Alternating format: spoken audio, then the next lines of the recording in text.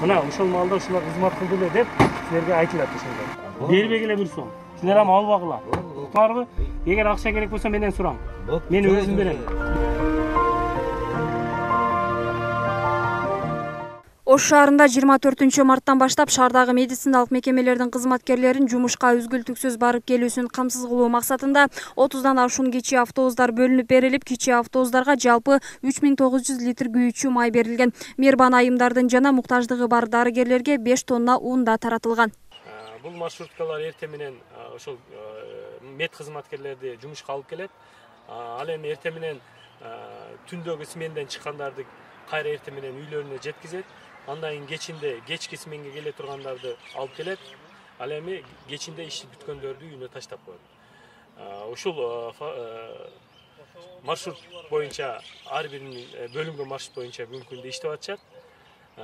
Бүгүнкү күндө ошо шаардык мэрия тарабынан булардын күйүүчү майларына 1 миллион сомдон ашык акча каражат сарпталды. Шаардык ооруканада эмгектенген дарыгерлердин баарына кала бийлиги тарабынан коргоочу каражаттар жана гуманитардык жардамдар көрсөтүлүүдө. Андан сырткары сутка бою иштеген жана нөмөттөгү үй бүлөлүк дарыгерлер борборунун 12 мобилдик тобундагы дарыгерлерге, СЭСтин лаборанттарына жалпысынан 108 мед кызматкерге 15 күнгө 2 мал ысык тамак аш уюштурулду.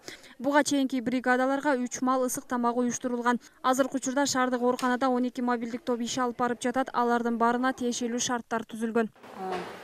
Бизге ар жактан жардам келип атат. Бул мэрия тарабынан, эпидфонддон, ошондой эле өзүбүздүн больницабыздын бюджетинен алымдар, жеке коргоочу каражаттар, дезинфекциялуу каражаттар, мэрия тарабынан бизге аябай көп жардам болуп атат.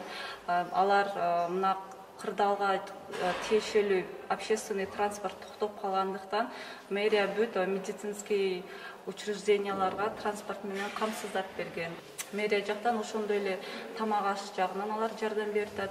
Биздин обсерваторлордо, изоляторлордо жаткан бейтаптарга, медициналык кызматкерлерге тамак ашын камсыздап беришет.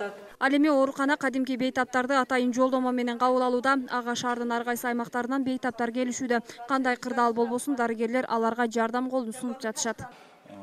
11 күнү жол ачылган себебине байланыштуу бейтаптар өтө көбөйдү.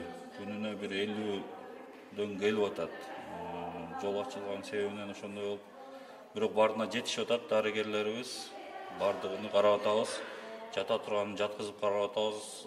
Жардам көрсөтүп, жөнөткөндөр жардам көрсөтүп үйүнө жөнөтүп атабыз.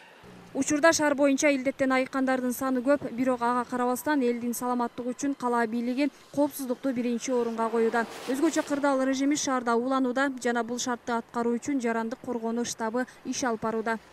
Мимоза Ажанбек кызы, Мусулманкул Шакиров, Ынтымак.